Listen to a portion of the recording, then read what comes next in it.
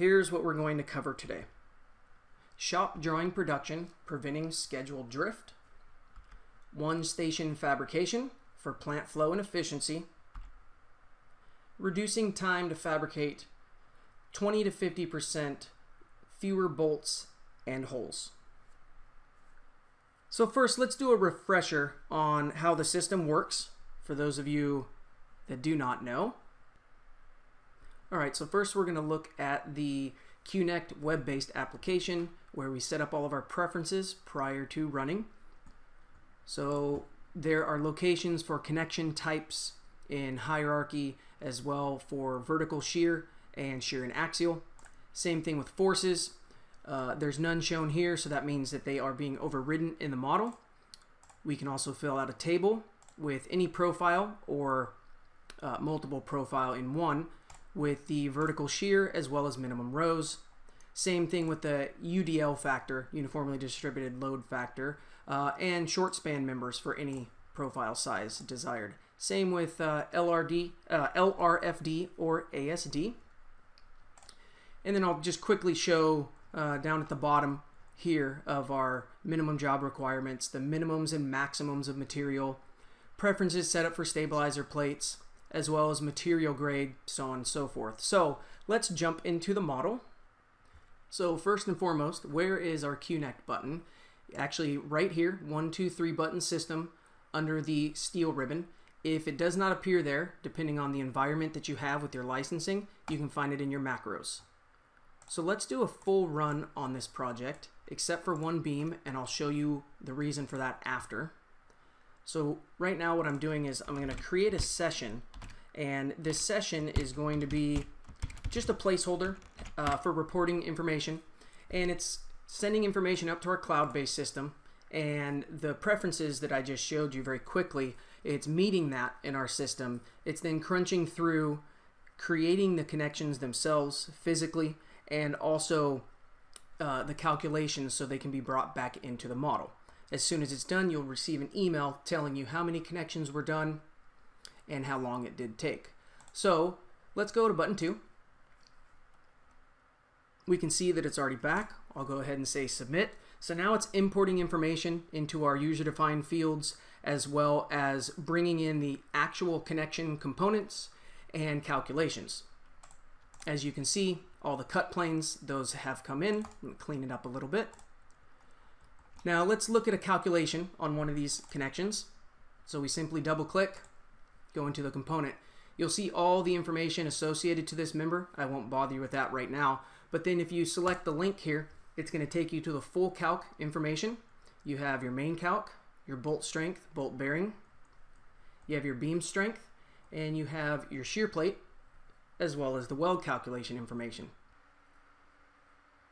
Okay, so let's go back into the model, and let's go back to this joint that we didn't connect. So the reason for that is we know in production of a model that we continue forward. We don't just stop and then place all the connections and that's it. So if I turn everything else on, you're going to see a project that looks very similar to something like this, where you have your pour stop, you've got studs, you know, things like that, column splices, base plates, so on and so forth. So I wanted to make sure that everybody realizes that, you know, just because it's not a stick model doesn't mean we can't connect it. So it's still going to be a manageable process, and let's see what that does for us. You know, speed is one of our biggest things here, so let's go ahead and bring this in since we know it should already be done. There we go. And it looks like there were a couple skewed connections, probably because they were a little close to some of these areas and that's why they didn't go. So we'll do that in kind of a vetting process to bring the remaining in. And then again, you know, speed is definitely our friend, so we'll go after these one more time. There we go. Alright, so now we're going to discuss preventing schedule drift. We'll come back to the model after. Alright, so preventing schedule drift. Everyone experiences changes that cause the schedule to drift and you end up scrambling in the shop very inefficiently.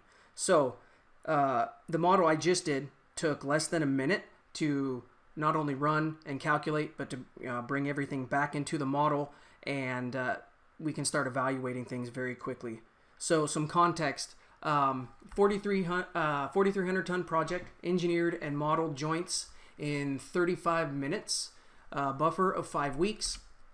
We're also working on 3 60 plus story high rises right now, 15 joints in 2.5 hours, gives us a buffer of about 8 to 10 weeks. And size, small, large, doesn't really matter for us. It's all relevant. This will also apply to your estimating phase if you desire. So now we have this buffer, right? So how can we continue to prevent drift when changes come in? I think you can already imagine that any change can be done within minutes or hours. Expediting changes helps prevent scheduled drift. So we're going to go back into the model and look at a change. Okay, so let's do a quick change. So we're going to come in and we're going to upsize this to an 1835. And let's also say that this is 40 kips total, both sides. Now, as soon as I modify that, we're going to re-engineer it.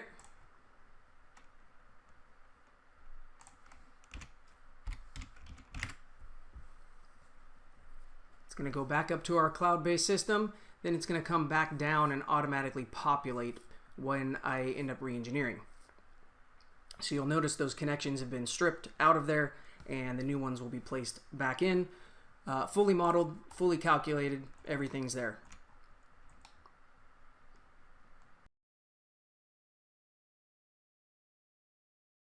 Alright, so now let's talk about one-station fabrication. So in one-station fabrication, the goal here is to keep pieces off the plant floor, or any time that you have handling out to the yard, coming back, or from skid to skid, it's just not needed. So using our patented software and proprietary process, Qnect will manage the end connections to maximize the number of pieces that go through one-station fabrication. So what does that really mean, and what does that really mean to you? Well, let's look at this member here. So in the shop, you're going to have bolted ends here, so no welding, right? But on this member, you're going to have shear plates that are welded. So really what we can do is let's just do everything bolted, so we don't have to worry about going anywhere else. It gets bolted and it's done. So let's do that. Let's do a single angle, bolted at all these locations, and see what that gives us.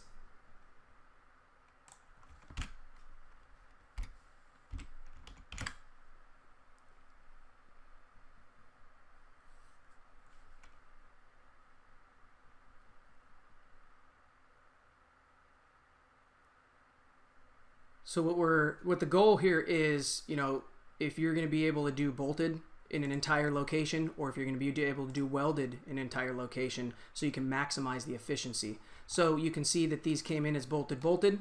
So now, whether you have equipment or maybe you don't have equipment, but now all of your all of your holes have been taken care of either manually or by your equipment, and now the only thing you have to do is physically come in and bolt these up, and you do not have any welding.